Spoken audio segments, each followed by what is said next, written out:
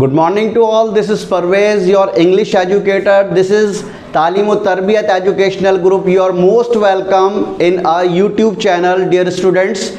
As you know, we have started this channel and we will teach you about the 6th entrance. Dear students, we are going to discuss the syllabus of 6th class of AMU exam. Okay?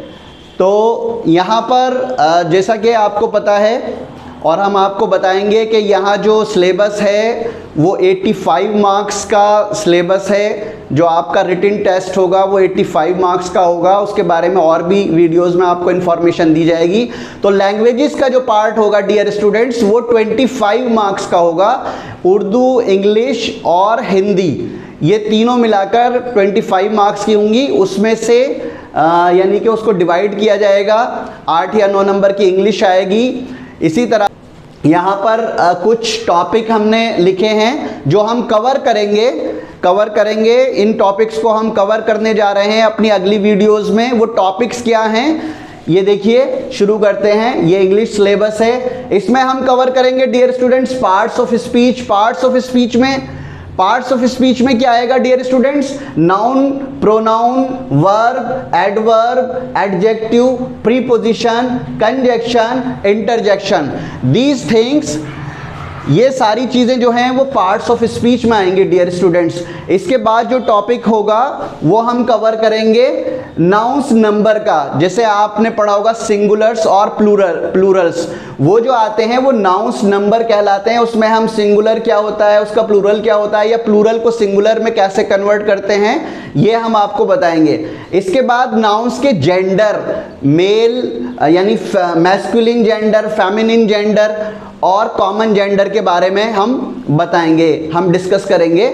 और फिर synonyms और antonyms, ये भी बहुत important topic है, इसको भी हम कवर करेंगे अपनी वीडियोस में। प्रीफिक्स और सफिक्स, ये भी हम कवर करेंगे। इसके बाद आर्टिकल्स आपने पढ़ा होगा, ए, एन और द, इसके ऊपर भी, इसको भी बेस बनाकर क्वेश्चन पूछा जाता है डियर स्टूडेंट्स। और उसके बाद सेंटेंसेस को कवर करेंगे।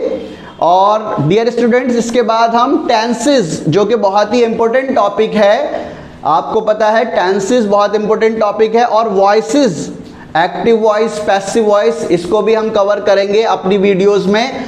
नैरेशन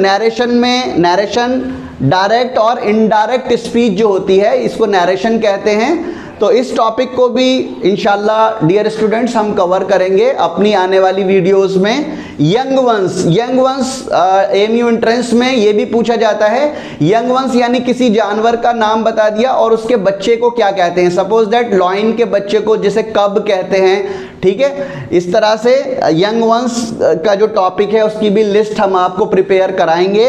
और साउंड्स, बहुत सारे जानवर्स के साउंड्स होते हैं, जैसे गूज होता है, उनके साउंड्स को कैकलिंग कहते हैं डियर स्टूडेंट्स।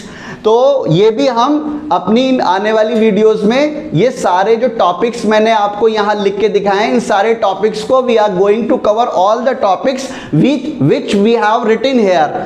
तो डियर स्टूडेंट्स ये तो इंग्लिश का सिलेबस है जो कि आपके सामने हमने प्रेजेंट कर दिया। अब इसको हम कवर कराएंगे और बिल्कुल भी हम ये नहीं कह रहे आपको कि आप सिर्फ हमारी वीडियो को बेस बना के प्रिपरेशन करिए, बल्कि आपको तो प्रिपरेशन करनी है। जो सारी बुक्स ज़रूरी हैं वो सारी चीज़ें आप ख़रीद लीजिए प्रिपरेशन के लिए। और हम भी आपको सजेस्ट करते रहेंगे कि क्या क्या चीज़ें एसेंशियल हैं, क्या क्या चीज़ें ज़रूरी हैं, जिनकी ज़रूरत पड़ेगी आपको इसकी प्रिपरेशन में, वो बुक्स हम भी सजेस्ट करेंगे आपको।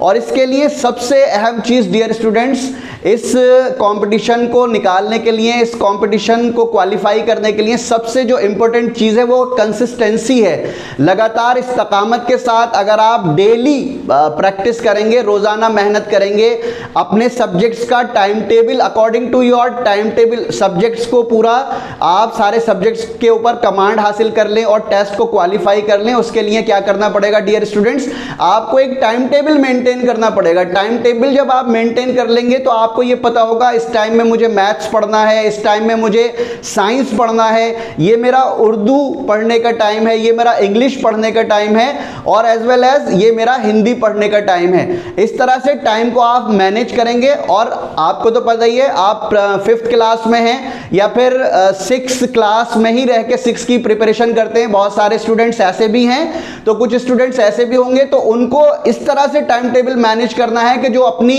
5th या 6th की परफॉर्मेंस है, जो हमारा रिपोर्ट कार्ड है, ऐसा ना हो वो वीक हो जाए, वो कमजोर हो जाए, वो खराब हो जाए। तो ऐसा नहीं करना है, बल्कि इसके साथ साथ हमें प्रिपरेशन करनी है। और जैसा मैंने आपको बताया कि बहुत सारी मार्केट के अंदर बुक्स भी अवेलेबल हैं, उसके बारे में भी हमारे सजेशंस आते रहेंगे टीचर्स की तरफ से, जो हमारे एक्सपर्ट टीचर्स हैं वो आपको बताते रहेंगे कौन सी बुक्स हमें ज़रूरी है इसको प्रिपेयर करने के लिए, कौन सी बुक की हमें ज़रूरत पड़ेगी इस एंट्रेंस की प्रिपरेशन करने के लिए डियर स्टूडेंट्स। और इसमें जैसे मैंने कहा कंसिस्टेंसी यानी डेली प्रैक्टिस, आपको रोजाना जो है लेके अपनी बुक्स को बैठना पड़ेगा, मेहनत करनी पड़ेगी डियर स्टूडेंट्स। बगैर मेहनत के, बगैर स्ट्रगल और एफर्ट्स के दुनिया में भी और जिंदगी में भी कुछ भी हम हासिल नहीं कर पाएंगे, इसलिए आपको रोजाना मेहनत करनी पड़ेगी। रोजाना देखिए, एक मिसाल है, जैसे बूंद बूंद होती है ना, बूंद, तो उससे क्या होता है, पत्थर पे गड्ढा पड़ जाता है। लेकिन और एक साथ अगर कोई बाल्टी भर के डाले या कोई और ज्यादा फोर्स से पानी गिराए तो उस पत्थर के ऊपर कोई असर नहीं पड़ता। तो इससे क्या पता चलता है, रेगुलरिटी जो होती है ना, ये मस्ट है किसी भी काम को करने के लिए।